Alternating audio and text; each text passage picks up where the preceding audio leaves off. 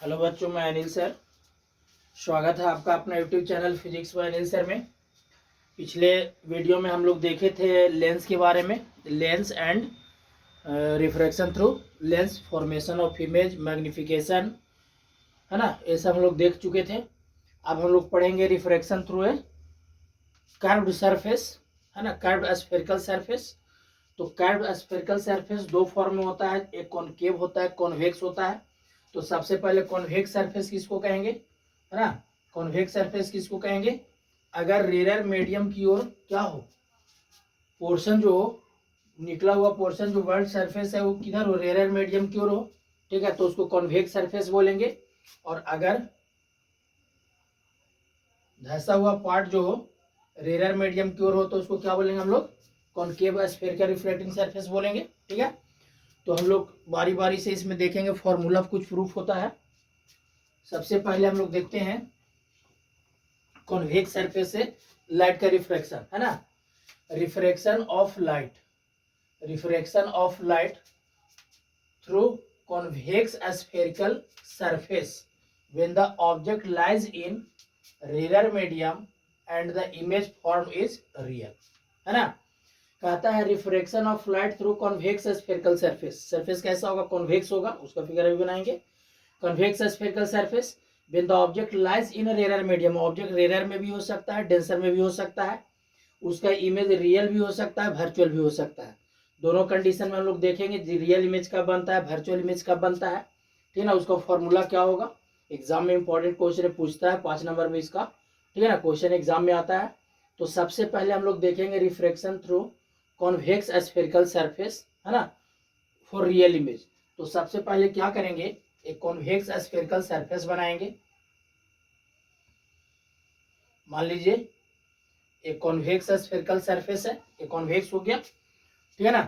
इधर जो मीडियम होगा आपका डेंसर होगा, ग्लास का है ना, लेंस ग्लास का होता है, तो इस तरह से ग्लास को रिप्रेजेंट किया जाता है, ग्लास का ही सिंबल है, इस तरह से होता है। इधर का मीडियम डेंसर है, इधर मीडियम रेयर है।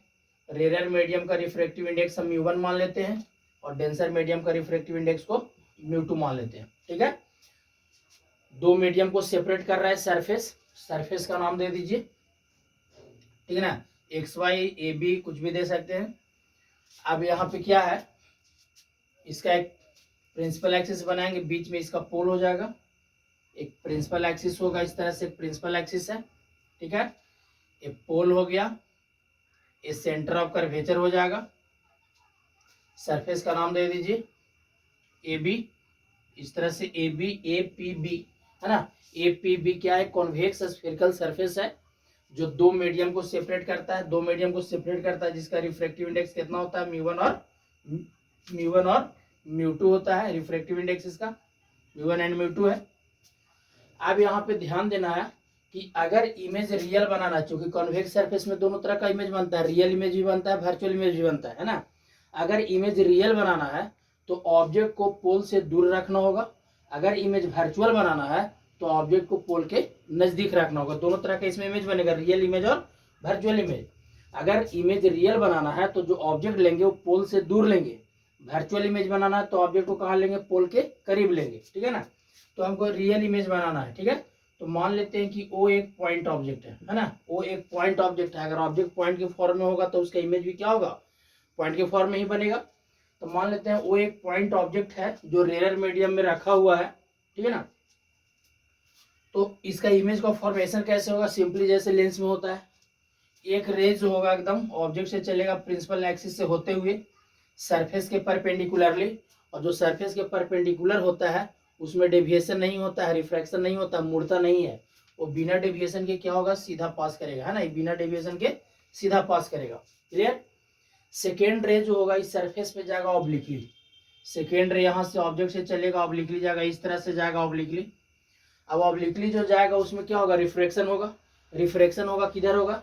लाइट का जो रिफ्रैक्शन होगा, पहले परपेंडिकुलर ड्रा करेंगे उस पॉइंट पे जहाँ पर रे ऑफ लाइट आया, यहाँ पर रे ऑफ लाइट आया। तो सरफेस कैसा है? स्फेरिकल है। सरफेस स्फेरिकल है तो सेंटर कहाँ से, नॉर्मल कहाँ से इसका होगा? सेंटर से। तो इसका क्या है? सेंटर है इसका सरफेस का। तो यहाँ से हम लोग क्या करेंगे? एक परपेंडिकुलर ड्रा करेंगे, परपेंडिकुलर हो गया। लाइट को जाना चाहिए था बिना डेविएशन के, ऐसे अगर मीडियम चेंज ना होता तो ऐसे जाता, लेकिन ऐसे जाएगा नहीं। क्या होगा, टुवर्ड्स द नॉर्मल बेंड कर जाएगा। रे ऑफ लाइट जो होगा वो क्या होगा, ऐसे ना जा करके क्या होगा, नॉर्मल की ओर बेंड करेगा। तो नॉर्मल इसका किधर हो गया, नीचे हो गया डेंसर मीडियम का। तो लाइट जो है आपका क्या होगा, नॉर्मल की ओर बेंड करेगा। तो इस तरह से बेंड करेगा। तो रिफ्लेक्शन होने के बाद बेंड किया, मान के चलिए यहाँ पर आकर के इसका क्या हो गया, इमेज बन गया। ठीक है ना, यहाँ पे इसका इमेज बना। इमेज जो हुआ क्या हुआ, रियल हुआ। क्यों रियल हुआ, क्योंकि रे ऑफ लाइट दोनों रिफ्लेक्शन के बाद एक दूसरे को एक्चुअली इंटरसेक्ट कर रहे हैं। ठीक है ना, इमेज बन गया, आई ऑब्जेक्ट हो गया वो। अब यहाँ पे एंगल मान लीजिए अल्फा, ऑब्जेक्ट जो बना रहा है, ऑब्जेक्ट के पॉइंट पे जो बन रहा है, ऑब्जेक्ट के स्थान पे जो एंगल बन रहा है उसको अल्फा। इमेज द्वारा जो इमेज बनाया, इमेज के द्वारा जो एंगल बनाएगा उसको मानिए बीटा, और नॉर्मल के साथ जो एंगल बनाया उसको क्या मान लिए, gamma. Alpha beta and gamma, यहाँ पे एंगल बन गया है। एंगल ऑफ इंसिडेंस किसको कहते हैं, तो इंसिडेंस रे नॉर्मल के साथ है ना, तो ये नॉर्मल आपका ये वाला हुआ ना, एक पॉइंट है। ठीक है, इंसिडेंस रे नॉर्मल के साथ जो एंगल बनाता है ना उसको एंगल ऑफ इंसिडेंस कहते हैं। तो यहाँ पे एंगल ऑफ इंसिडेंस हो जाएगा। रिफ्रेक्टेड रे नॉर्मल के साथ जो एंगल बनेगा तो रिफ्रेक्टेड रे है, यहाँ पे जो एंगल बनेगा उसको एंगल ऑफ रिफ्रैक्शन कहेंगे। क्लियर है, angle of incidence, angle of refraction. इसका क्या हो जाएगा, ऑब्जेक्ट डिस्टेंस को हम लोग यू से रिप्रेजेंट करते हैं, तो ऑब्जेक्ट डिस्टेंस आपका हो गया यू, रेडियस हो जाएगा आपका आर, और इमेज डिस्टेंस हो गया यहां से यहां तक, इमेज डिस्टेंस हो गया भी।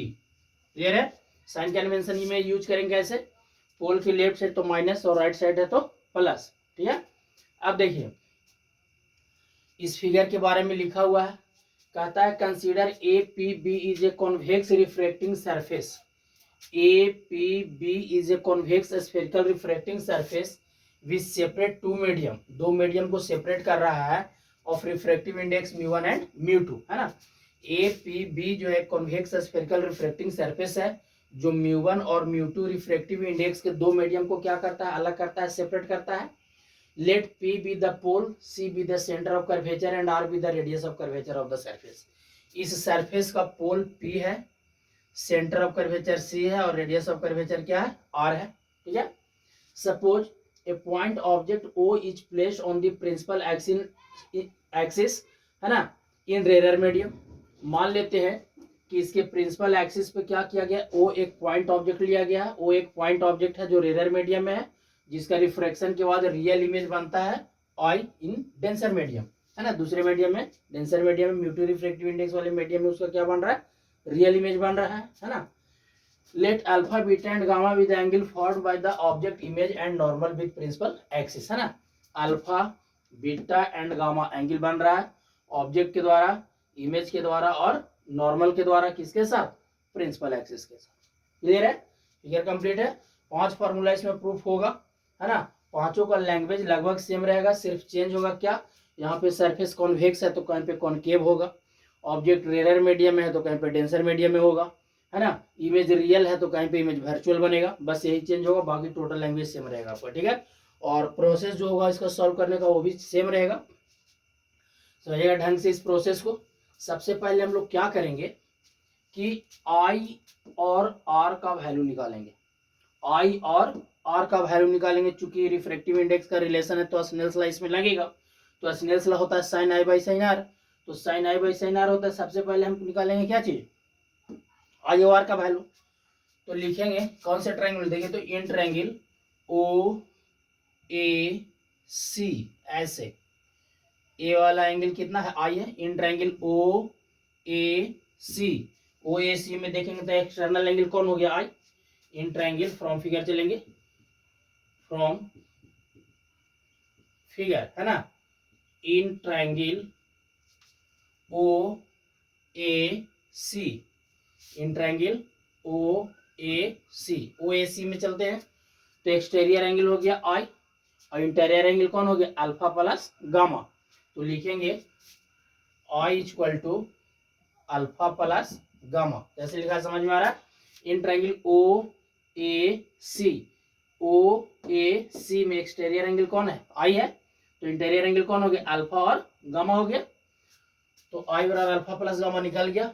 फिर उसके बाद चलेंगे इन ट्रायंगल हमको निकालना है इसका आर का वैल्यू, आई का वैल्यू निकला ना।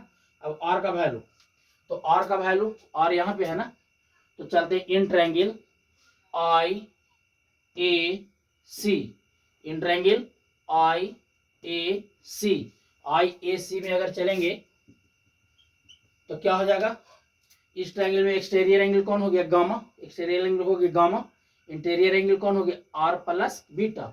तो लिखेंगे कैसे, gamma equal to R plus beta, लेकिन हमको किसका वैल्यू चाहिए था, आर का, तो आर को यहीं रहने देते हैं, बीटा को इधर ले आते हैं, तो लिख सकते हैं आर बराबर, है ना, इसको इधर लाएंगे तो हो जाएगा गामा माइनस बीटा। क्लियर है, आई बराबर अल्फा प्लस गामा, आर बराबर गामा माइनस बीटा। जितना भी 5 फार्मूला प्रूफ होगा, 5 फिगर बनेगा, सब में यही करना होगा।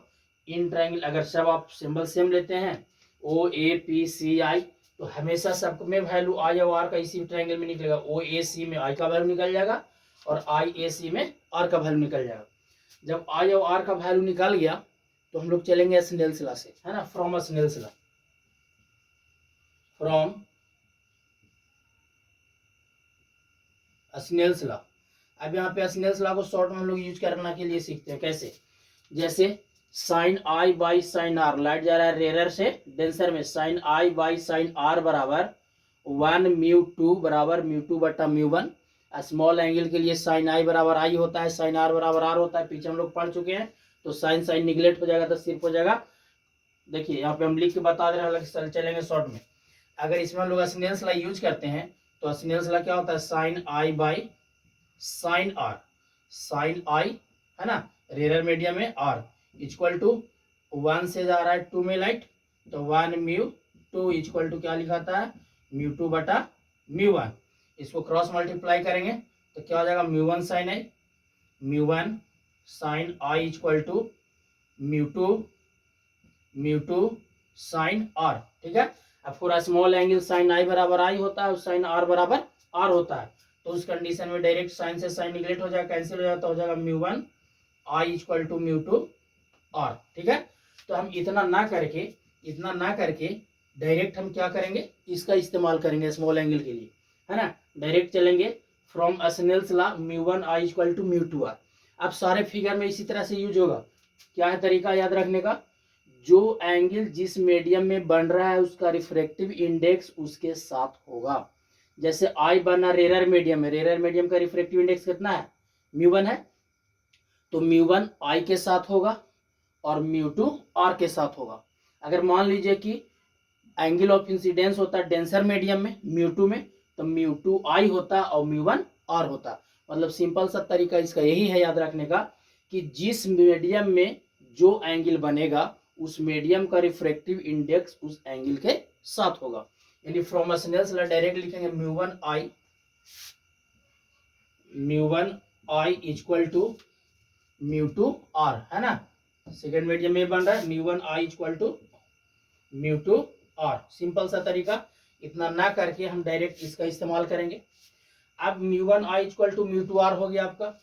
अब इसमें क्या करेंगे, आई और आर का वैल्यू पुट कर देंगे, जो ऊपर आया है, ऊपर आई और आर का वैल्यू आया है ना, तो दिस इंप्लाइज क्या हो जाएगा आपका, म्यू वन आई का वैल्यू कितना है, alpha plus gamma equal to mu two R का वैल्यू कितना है, गामा माइनस बीटा। क्लियर हुआ, mu one I equal to mu two R हो गया स्नेल्स लॉ से। आई और आर का वैल्यू हमारा आ चुका है, आई बराबर अल्फा प्लस गामा और आर बराबर गामा माइनस बीटा। तो हम यहाँ पे क्या करेंगे, आई का वैल्यू पुट कर दिया और आर का वैल्यू पुट कर दिया। क्लियर है, अब देखिए यहाँ पे समझिए, मिरर में बताए थे कि यहाँ पे अल्फा बीटा गामा तीनों एंगल है। अगर एक जो स्फीयर है, स्फीयर रिफ्लेक्टिंग सरफेस जो है, अगर स्मॉल अपर्चर का हो, बहुत स्मॉल अपर्चर का, ठीक है, तो यहाँ पे हम यहाँ से परपेंडिकुलर डालेंगे और फिर बाद में ए वाला डिस्टेंस बराबर ए वाला डिस्टेंस मानेंगे। ठीक है ना, तो इसमें डायरेक्ट हम लोग लैंग्वेज ना बढ़ा करके डायरेक्ट हम लोग सबके लिए, ठीक है, सारे एंगल के लिए आर्क हो जाएगा पी ए, और बाकी जो होता है रेडियस के लिए फॉर्मूला होता है ना, बताए थे मिरर में, चूंकि थीटा बराबर होता है एल बाई आर, यानी एल मतलब आर्क बाई रेडियस, ये फॉर्मूला होता है एंगल का, थीटा इक्वल टू होता है एल बाई आर। यहाँ पे अल्फा बीटा गामा सब क्या एंगल है, इसको इक्वेशन मान लेते हैं, आसान हो जाएगा। Theta equal to L by R हो गया, ठीक है ना। अब अल्फा बीटा गामा यहाँ पे क्या है, सब एंगल है, तो यहाँ पे हम इसका वैल्यू पुट कर देते हैं। अल्फा बीटा गामा का क्या वैल्यू हो जाएगा बताइए।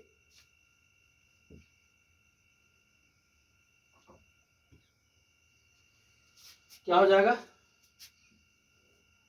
इसीलिए अल्फा बीटा गामा के लिए, तो अल्फा देखिए यहाँ पे बन रहा है, तो अल्फा के लिए यहाँ पे आर्क हो जाएगा पी ए और रेडियस हो जाएगा P O. Alpha equal to हो जाएगा पी ए बटा पी ओ।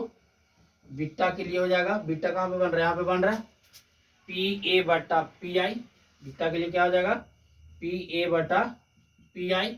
एंड गामा के लिए क्या हो जाएगा, गामा यहाँ पे बना है ना, तो पी ए बटा पी सी। गामा के लिए हो जाएगा पी ए बटा पी सी। समझ में आया कैसे। अल्फा बीटा गामा तीनों क्या है, एंगल है, और एंगल बराबर होता है आर्क बाय रेडियस। तो अल्फा के लिए आर्क हो जाएगा पी ए, रेडियस हो जाएगा पी ओ। बीटा के लिए आर्क हो जाएगा पी ए, रेडियस हो जाएगा पी आई। गामा के लिए आर्क हो जाएगा पी ए, रेडियस हो जाएगा पी सी। क्लियर है। अब इसका मान इक्वेशन फर्स्ट में पुट कर देते हैं। Putting this value in equation first, putting this value in equation first. First equation में पुट कर देते हैं। तो फर्स्ट इक्वेशन कितना है, mu one, mu one alpha, alpha का वैल्यू कितना है पी ए बटा P O, P A by P O, plus gamma, gamma का वैल्यू कितना है P A by P C, equal to mu two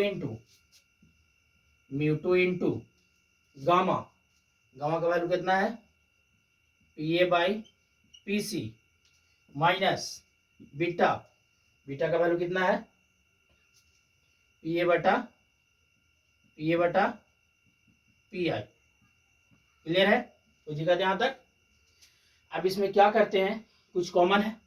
common कितना है, पी ए दोनों तरफ क्या है, कॉमन है।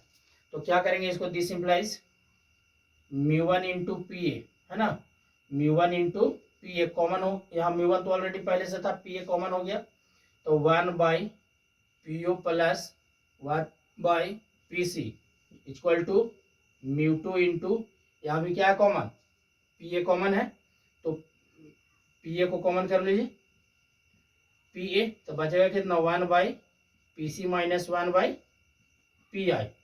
दिक्कत। अब यहाँ क्या हो जाएगा, पी ए से पी ए कैंसिल। क्लियर है, इतना नोट कीजिए, इसको मिटाते हैं फिर आगे बताते हैं।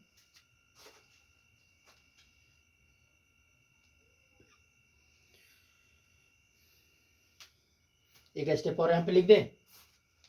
यहाँ पे क्या हो गया, पी ए से पी ए कैंसिल हो गया, तो जो बच गया उसके साथ क्या होगा, म्यू वन मल्टीप्लाई हो जाएगा, है ना। तो म्यू वन मल्टीप्लाई हो जाएगा तो कितना हो जाएगा, this implies mu one by P O plus mu one by P C equal to, इधर म्यू टू मल्टीप्लाई हो जाएगा तो कितना हो जाएगा, mu two by P C minus mu two by P I. इतना हो गया। अब P O P C P I क्या है, P O P C P I, sign convention use कर देते हैं, है ना। साइन कन्वेंशन यूज करते हैं, यहाँ पे लिखेंगे using sign convention, sign convention, sign convention use करेंगे तो कितना हो जाएगा, mu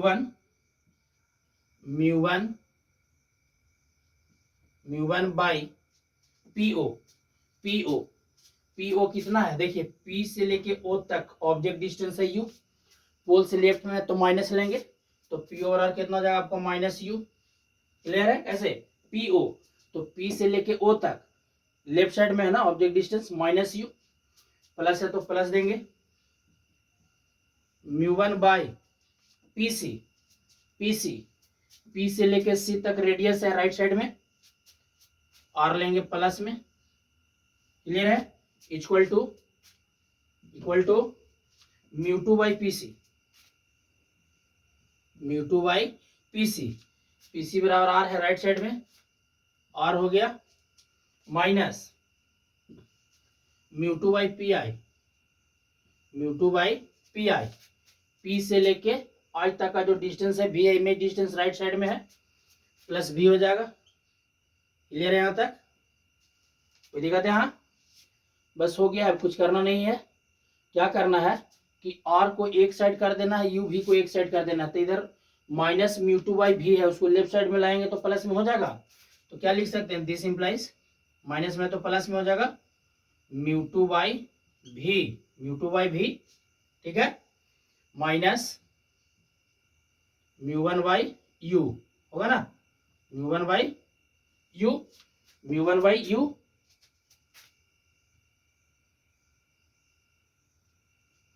equal to mu two by R पहले से है, म्यू टू बाई आर पहले से है, और प्लस में है mu one by R, right side में जाएगा तो माइनस में हो जाएगा, minus mu one by R. Clear है? और यहाँ पे आप क्या कर सकते हैं, आर को एलसीएम ले सकते हैं ना, आर को हम एलसीएम भी ले सकते हैं, इतना भी छोड़ सकते हैं।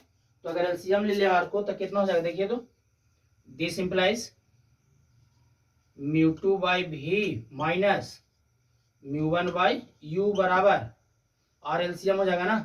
तो आर एलसीएम हो गया तो कितना हो जाएगा, mu two minus mu one, है ना। ये आपका फॉर्मूला हो गया, और यही आपका एग्जाम में प्रूव करने के लिए पूछेगा।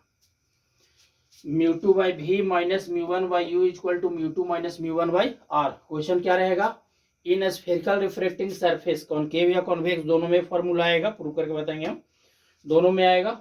इन concave spherical refracting surface prove that mu two by भी minus mu one by you equal to mu two minus mu one by r, ठीक है ना। ये फॉर्मूला होता है, बहुत इंपॉर्टेंट है, आप लोग इसको नोट कीजिए।